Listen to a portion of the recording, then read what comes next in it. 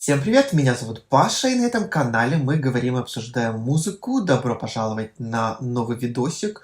Он необычный, такого формата у меня еще не было, но вот почему-то мое нутро мне подсказывало, что я никак не могу пропустить это событие, поэтому я решил подготовить ролик, приуроченный к тому, что 10 лет назад, в этом месяце, произошла одна из самых ярких музыкальных премий лично моего поколения, в целом нового, скажем так, уже поколения. Это премия MTV Video Music Awards 2013 года. Да, в этом месяце ей 10 лет. Для меня лично, помимо того, что эта премия действительно была очень такой крупной, у всех на слуху, одной из последних действительно таких скандальных премий, для меня она еще лично запомнилась тем, что она стала первой в моей жизни премией, которую я смотрел в прямом эфире. То есть, вот знаете, американские премии — это когда ты в 4 утра сидишь ночью на каком-то сайте, на котором просто все вирусы планеты собрались с каким-то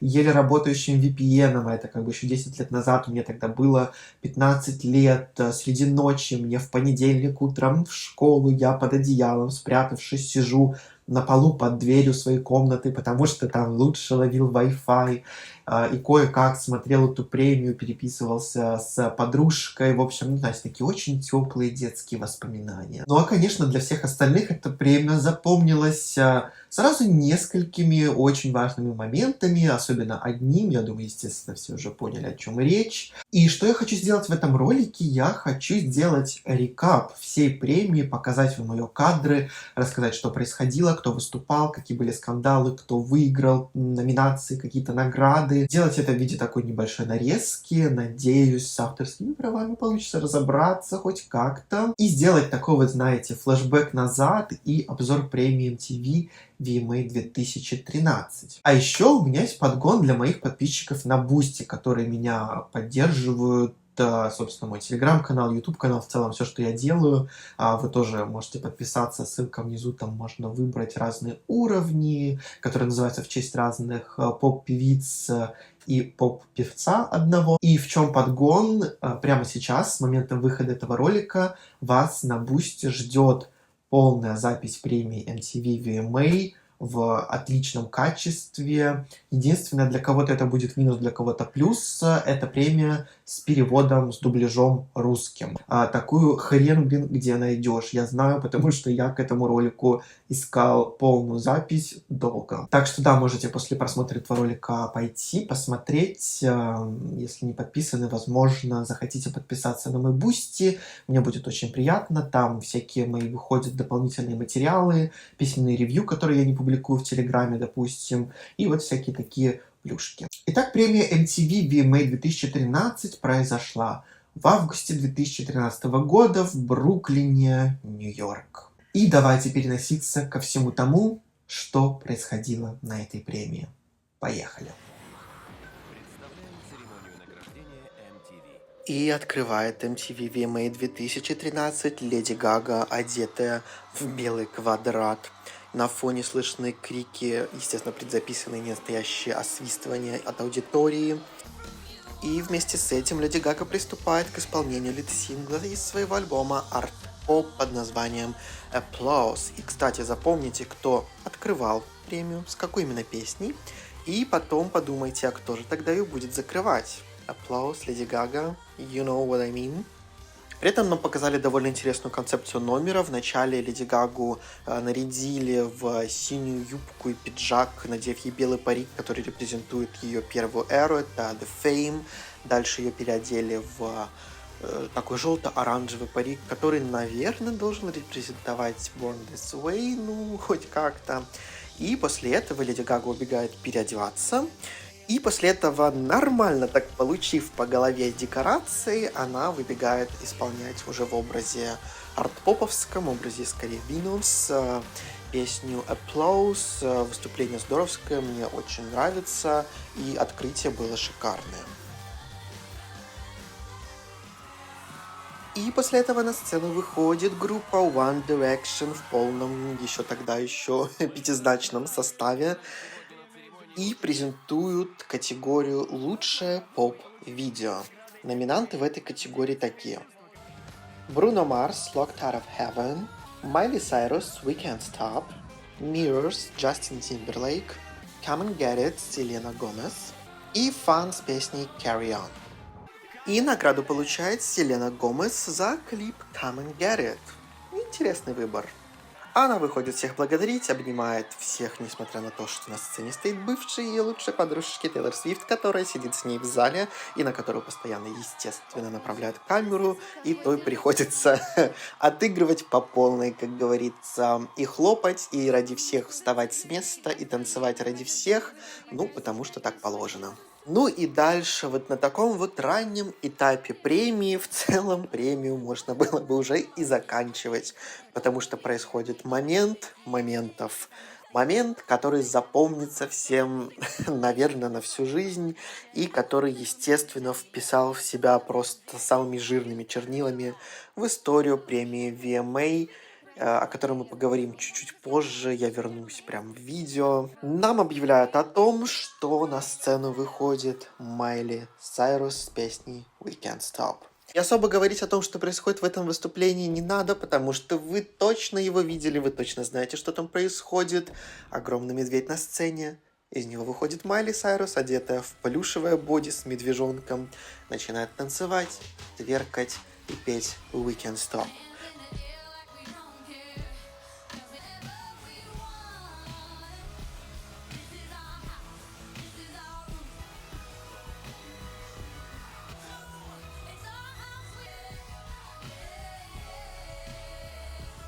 После чего она раздевается, показывает свое телесное боди, а на сцену выходит Робин Thicke в костюме Битлджуса и начинает петь песню Blurred Lines.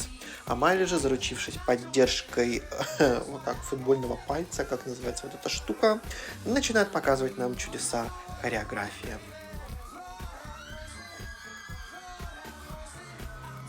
Но вот не знаю, помните ли вы или нет, но вообще-то в этом выступлении присутствовал еще Кендрик Ламар и Two Chainz, которые заканчивали вот это вот все происходящее на сцене.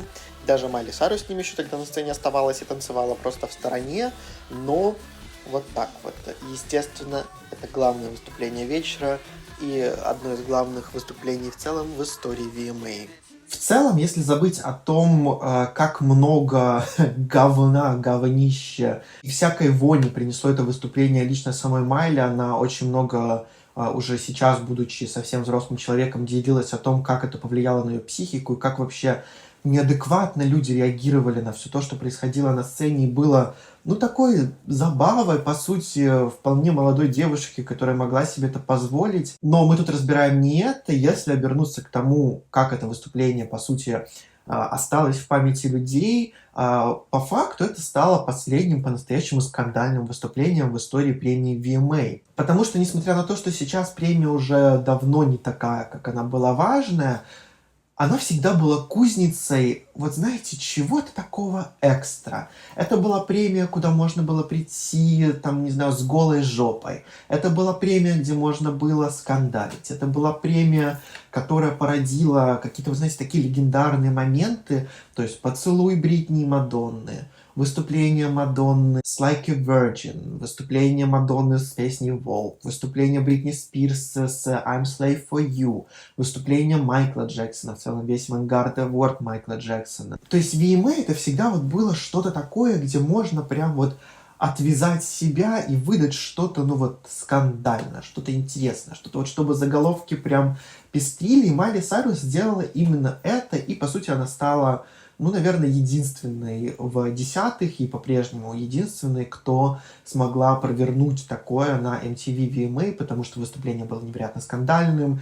Не знаю, я помню, что на следующий день творился какой-то ад во всех медиа, и, не знаю, месяц, наверное, обсуждали это все. Она там побила рекорды Твиттера по обсуждаемости, то есть, ну, просто вот это был вот трушный, настоящий MTV момент, вот знаете, которые раньше происходили в 90-х, в нулевых. Когда, вы знаете, берешь на себя риск, Амалия, естественно, понимала, что она выходит провоцировать, это все было спланировано, и об этом есть документалка целая, называется Miley The Movement, тоже выпущена на MTV, о том, что это все было продумано, она понимала, что произойдет после, просто никто не ожидал, насколько сильно негативно толпа это все воспримет, но при этом это все сработало, и, скажем так, от образа Ханны Монтаны отвязалась так отвязалась. И я по-прежнему считаю, что тактически это было круто и здорово, и она правильно поступила, что пошла ва-банк. И да, возможно, последствия были слишком сильные, но все равно это сыграло свою роль. И, допустим, уже даже сейчас, 10 лет спустя, это все вспоминают, и главное, что это вспоминают, а в поп-музыке это важно. И это сейчас уже не кажется таким каким-то, боже, какой кошмар моментом, а это вот просто вспоминается, как, вы знаете, такой штамп поп-культуры, что вот Майли была на этой сцене, она сделала это, и все это запомнили. Поэтому в конечном итоге она, конечно же, осталась победительницей в этой ситуации. На сцену выходят Лил Ким и Игги Азалия, чтобы презентовать номинантов и победителей в категории «Лучшее хип-хоп видео». Победу забирает Маклемор и Райан Льюис с песней «Can't Hold Us». Интересный выбор, скажем так, учитывая, что в категории, конечно, есть Кендрик Ламар, но давайте не забывать о том, что на Грэмми они тоже обошли Кендрика Ламара. Поэтому все возмущения по этому поводу, хоть и 10-летней давности, но я оставлю вам. Далее на сцену выходит Джаред Лето, заставляет всех помолиться и объявляет о выступлении Канье Уэста с песней Blood on the Leaves, песню с его абсолютно культового альбома Jesus. Очень красивое выступление, опять же, вот пик экспериментального Канье Уэста в его эре автотюна. Ну, выглядит круто, что тут сказать. А тем временем на сцену выходят Daft Punk и Pharrell Williams, чтобы презентовать номинантов и победителя в категории «Лучшее женское видео». Номинанты: I Knew You Were Trouble, Taylor Swift, We Can't Stop, Miley Cyrus, Heart Attack, Demi Lovato, Pink и Nate Ross, Just Give Me a Reason, Риhanna и Микки Эко, Stay. Кстати, Рианна писала в Твиттере за пару дней до премии, что она не пойдет, потому что у нее там одна номинация, ей там нечего делать, она ничего не готовит. Ее так забулили твиттерски, что ей не пришлось прийти. А награду забирает Тейлор Свифт за I Knew You Were Trouble, и у нас происходит еще один довольно легендарный, значимый в поп-стэн-культуре, особенно момент.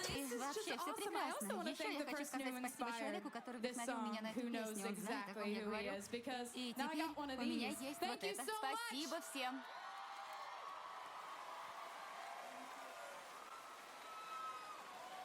После чего на сцену выходит Эд Ширан, чтобы объявить победителя в номинации «Лучший клип с посылом». И он объявляет, что победителями становятся Маклемор и Райан Льюис вместе с Мэри Ламберт с песней «Same Love». И тут, кстати, у меня никаких претензий и вопросов нет. Песня действительно сыграла довольно важную роль в репрезентации ЛГБТ-сообщества в свое время, тем более это был такой кроссовер немножко с кантри со стороны Мэри Ламберт, и это было круто. И на сцену выходит Джимми Фэллон, чтобы представить, ну, по сути, главное выступление сегодняшнего вечера и обладателя награды MTV VMA Майкл Джексон Vanguard Award Джастина Тимберлейка, который нам презентует длинное 12-минутное попурри своих хитов. Выступление очень крутое, мне очень нравится, как они все сделали. В целом довольно схоже на то, что он пару лет позже сделает на Суперкубке, но тут это было первее, соответственно, свежее. И, конечно же, нельзя не пропустить момент полного воссоединения группы NSYNC. Все просто с ума сошли. Я даже сейчас, вот, пересматривая, какие-то нереальные эмоции испытал, настолько это круто выглядело. И в целом Джастин Тимберлейк на тот момент еще в топовой форме отлично выступал. Так что выступление, конечно, выглядело максимально круто. И скажем так, если бы не Майли Сайрус, много кто мог бы соревноваться за лучшее выступление или самое громкое выступление вечера, но, скажем так, победительница отстрелялась в первые 10 минут премии, поэтому все остальное, конечно, подзабылось спустя 10 лет. А еще я очень посмеялся с момента, когда Тейлор Свифт оттанцевала, подпрыгала под NSYNC, потом, видимо, только присела отдохнуть, на нее тут же обратно поворачивают камеру, ей пришлось обратно быстренько вставать и прыгать дальше. Ну а дальше Джимми Фэллон вручает Джастину Тимберлейку его MTV Vanguard Michael Jackson Award, о которой я сейчас хочу поговорить немножко подробнее, поэтому переносимся к видеочасти меня. И хочется пару слов сказать о MTV Michael Jackson Vanguard Award, потому что Джастин Тимберлейк стал одним из последних артистов, который получил эту награду в той вот престижной ипостаси, которой она являлась. Последний, кто получил вот настоящую трушную MTV Vanguard Michael Jackson Award, стала Риhanna в 2016 году. И, к сожалению, после этого премия очень быстро переобулась, когда вышел фильм «Покидая Неверленд», где не было никаких доказательств или еще чего-то, но все попытались быстро откреститься от Майкла Джексона, хотя он был тем, в честь кого назвали эту награду, и именно с именем кого эта награда стала одной из самых престижных в музыкальной индустрии, потому что изначально Vanguard Award была сама, то есть была MTV Vanguard Award. И потом ее посвятили Майклу Джексону и вручили Майклу Джексону, и, соответственно, премия стала быть в его честь и называться его именем. И уже под этим лозунгом она вручалась важнейшим представителям музыкальной индустрии, и это действительно очень была почетная, очень важная награда, потому что условно в рамках музыкальной индустрии жанровые награды MTV не особо играли какую-то роль, всегда была очень важным тоже забрать видео года, но опять же, чем вот дальше мы двигались там к 2014, 2015, 2016 годам, и особенно сейчас, уже даже видео года особо не играет никакой роли, потому что MTV давно всем известно, что они перестали вручать награды по какому-то вообще объективному критерию или по голосованию зрителей.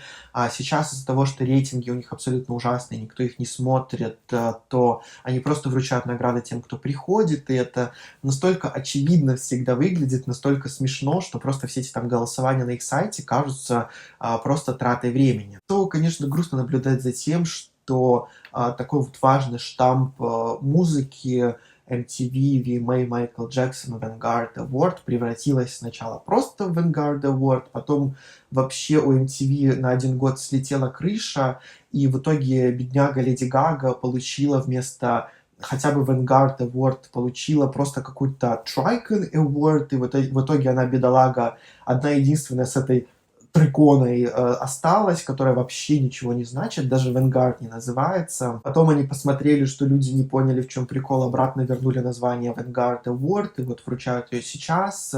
Последними обладателями были там типа Мисси Эллиот, Пинк. Вот в этом году мы тоже ждем, кому вручат. По слухам говорят, что там между Шакирой выбирают, Кэти Перри, Тейлор Свифт, Майли Сайрус, вот что-то такое. А для остальных в целом это тоже, ну, знаете, такая какая-то переменная. Вот много кто помнит, что Ники Минаж в прошлом году получала Vanguard. Ну, как-то, ну, получила и получила. Вот как-то так вся премия сейчас и выглядит, если честно. А у нас тем временем следующая категория – лучшая песня лета. Побеждает One Direction с песней Best Song Ever. Они выходят на сцену, микрофон в руки берет Гарри Стайлз, и толпа начинает освистывать группу. Интересно, связано ли это как-то с тем, что говорила одна из победительниц буквально недавно? Не знаю, но факт в том, что по непонятной причине группу начинала часть аудитории освистывать, и после этого даже Леди Гага специально побежала за кулисы, искала парней, чтобы как-то поддержать их и сказать, что это вообще нормально, и чтобы они не обращали внимания на такое отношение к себе. А на сцену тем временем выходит Джейсон Коллинз и очень низенький маленький асап Рокки, который выглядит очень забавно рядом с ним. Видимо, тогда еще не сильно парились на том, как выглядит его рост, потому что сейчас хрен ты его увидишь рядом с кем-то, кто выше него. И они объявляют выступление Маклемора, Райан Льюиса и Мэри Ламберт с песней «Same Love». И несмотря на то, что Мэри Ламберт безбожно лажала, вышло очень душевненько и красиво.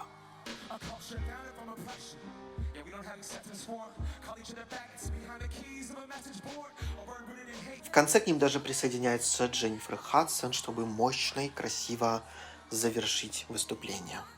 А дальше у нас категория «Лучший новичок». У MTV это очень странно называется, но, наверное, на русском это, да, типа «Лучший новичок», артист, за которым стоит следить. И среди номинантов Остин Махон, Игги Азалия, The Weeknd, 21 Pilots и Z. И кто бы вы думали победил в этой категории из этого набора имен? Ну, конечно же, Остин Махон. Ну, в общем, скажем так, награда в яблочко. Лучший новый артист Грэмми по сравнению с этим ничто. И далее выступает Дрейк с песнями Hold On, We're Going Home и Started From The Bottom. Честно, как-то даже немножко грустно смотреть за тем, где Дрейк еще хороший, очень многообещающий, ну правда крутой артист. Но у нас время для следующей категории «Лучшее мужское видео», которое вышло объявлять Тейлор Свифт. И награду забирает Бруно Марс, Locked Out of Heaven. И сначала мне показалось, что рядом с ним сидит и он обнимает Педро Паскаля.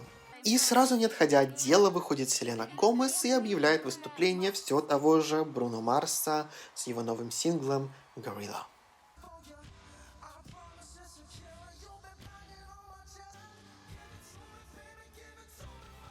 И дело близится к финалу, и время называть видео года.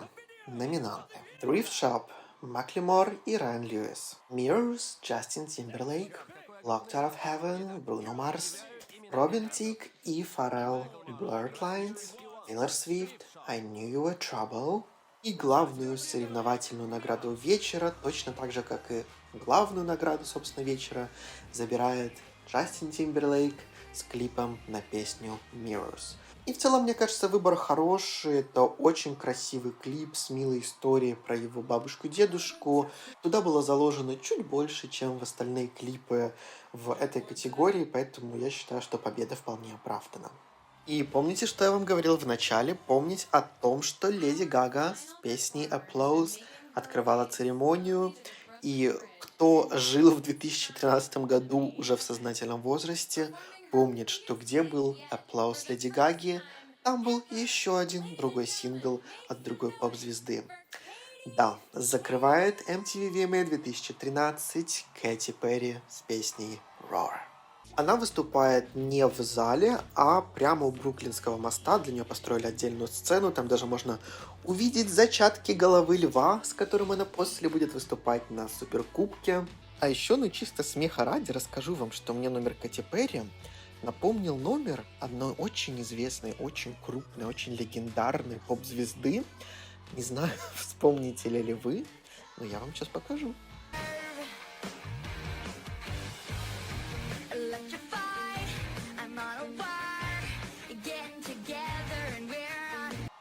И именно под такие вот мотивы заканчивается MTV Video Music Awards 2013.